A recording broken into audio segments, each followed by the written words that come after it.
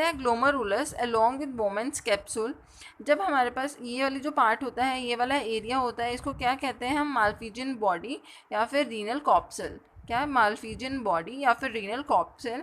The tubule continues further to form a highly coiled network, इसको कहते हैं ये पीसीटी। प्रॉक्सिमिटी में है, जो ग्लोमेरुलस की प्रॉक्सिमिटी में है उसको कहते हैं हम पीसीटी, प्रॉक्सिमल कॉन्वोल्यूटेड ट्यूब्यूल। इसके बाद ये हमारे पास आता है हेनलेस लूप। फिर इसके बाद हमारे पास आता है ये डीसीटी, और ये आती है हमारे पास कलेक्टिंग डक्ट।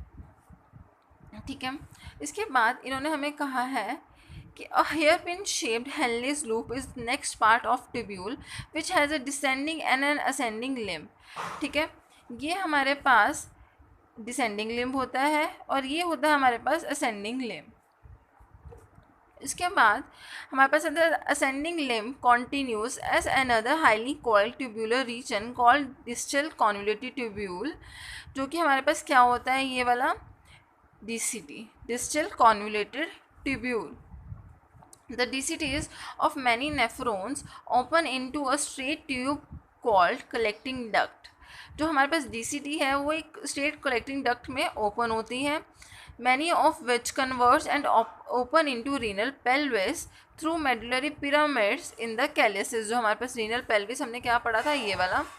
तो जो काफ़ी सारे जो नेफ्रॉन्स हैं उनकी कलेक्टिंग डक्ट जो है वो हमारे पास यहाँ पे आके ओपन होती है रीनल पेल्विस में। उसके बाद है हमारे पास the Malpighian corpuscle PCT and DCT of nephron are situated in the cortical region of the kidney whereas the loop of Henle dips into the medulla. जो हमारे पास पीसीटी, जो हमारे पास ये होता है, जो हमारे पास पीसीटी, डीसीटी और माल्फिजियन कॉप्सल जो हमारे पास होता है वो होता है हमारे पास कॉर्टिकल रीजन में, और बाकी जो हमारे पास हेनलेस लूप होती है ये वाली सारी, और ये होती है हमारे पास मेडुलरी रीजन में। ठीक है, the Malpighian corpuscle PCT and DCT of nephron are situated in the cortical region of the kidney whereas the loop of Henle dips into the medulla. In majority of the nephrons the loop of Henle is too short and extends only very little into the medulla. बहुत सारे nephrons जो होते हैं उनकी जो loop of Henley होती है वो बहुत छोटी होती है, वो सिर्फ ना कि रीनल पेल्विस तक आती है, बस सिर्फ यहाँ तक आती है, मेडुला के रीजन तक आती है हमारे पास। Such nephrons are called cortical nephrons, और जिनकी लूप ऑफ हेनले बहुत छोटी होती है उनको कहते हैं हम cortical nephrons. In some of the nephrons the loop of Henle is very long and runs deep into the medulla. जो बाकी जो हमारे पास नेफ्रॉन्स होते हैं उनमें जो लूप ऑफ हेनले होती है बहुत ज़्यादा लंबी होती है और कहाँ पे आती है? हमारे पास मेडुला में। runs deep into the medulla. These nephrons are called juxtamedullary nephrons। मतलब कि यहाँ पे हमारे पास नेफ्रॉन्स को क्लासीफाई किया है दो में, एक आता है हमारे पास juxtamedullary nephrons और दूसरे आते हैं हमारे पास cortical nephrons। cortical nephrons की लूप ऑफ हेनले बहुत लंबी होती है और ये मेडुला तक ही प्रोजेक्टेड होते हैं, जबकि हमारे पास जो juxtamedullary nephrons होते हैं वो हमारे पास उनकी जो हेनलेस लूप होती है वो बहुत लंबी होती है और which runs deep into the medulla. The efferent arteriole emerging from the glomerulus forms a fine capillary network around the renal tubule। जो efferent arteriole होता है हमारे पास ये बहुत ही फाइन नेटवर्क ऑफ कैपिलरीज जो है वो यहाँ पे बनता है हमारे पास अराउंड द रीनल ट्यूब्यूल। जो ये हमारे पास ब्राउनिश कलर में जो हमारे पास है ये क्या है? नेटवर्क, जो किसको कवर कर रहा है? रीनल ट्यूब्यूल को।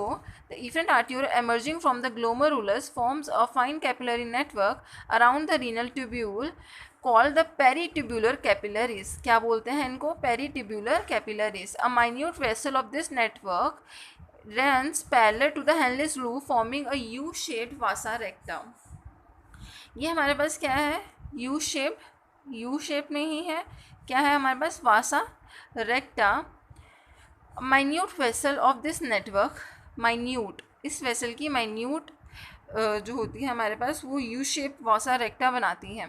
The vasa recta is absent और highly reduce in the cortical nephrons. तो जो हमारे पास कॉर्टिकल नेफ्रॉन्स होते हैं जिनकी हेनलेस लूप बहुत छोटी होती है उनमें बहुत सारे जो कॉर्टिकल नेफ्रॉन्स होते हैं उनमें वासा रेक्टा या तो एब्सेंट होती है या तो बहुत ज़्यादा छोटी होती है। इसके बाद है हमारे पास यूरिन फॉर्मेशन, कि हमारी बॉडी में यूरिन कैसे बनता है। तो urine formation involves three main processes name glomerular filtration, reabsorption and secretion that takes place in different parts of the nephron.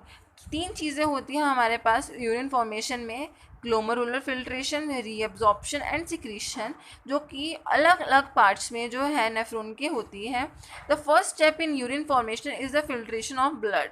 जो यूरिन फॉर्मेशन में जो सबसे पहला स्टेप आता है हमारे पास वो क्या है, filtration of blood which is carried out by the glomerulus.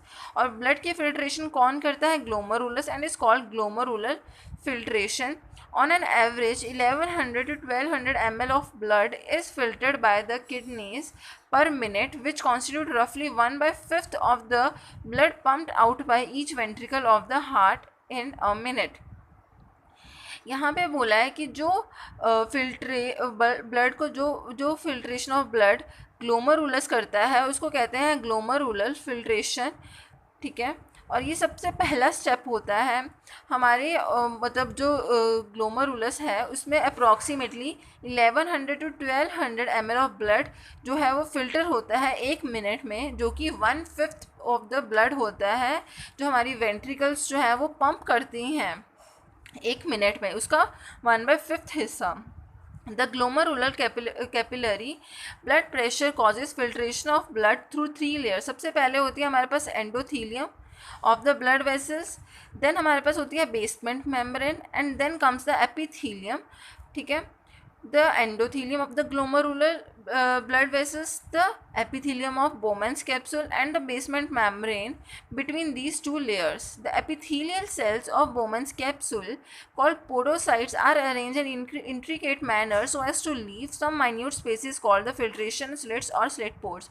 जो हमारे पास epithelial cells होते हैं Bowman capsules के, जिनको हम क्या कहते हैं, podocytes, वो कैसे arranged होते हैं, intricate manner में। यहाँ पे जो Bowman capsule है इसके जो एपिथेलियल लेयर के जो सेल्स होते हैं जिनको हम पोडोसाइट्स कहते हैं वो कैसे अरेंज्ड होते हैं, इंट्रिकेट मैनर में, सो दैट कि इनमें थोड़ी सी स्पेस होती है जिनको हम कहते हैं फिल्ट्रेशन स्लिट्स या फिर स्लिट पोर्स। क्या कहते हैं, फिल्ट्रेशन स्लिट्स या फिर स्लिट पोर्स।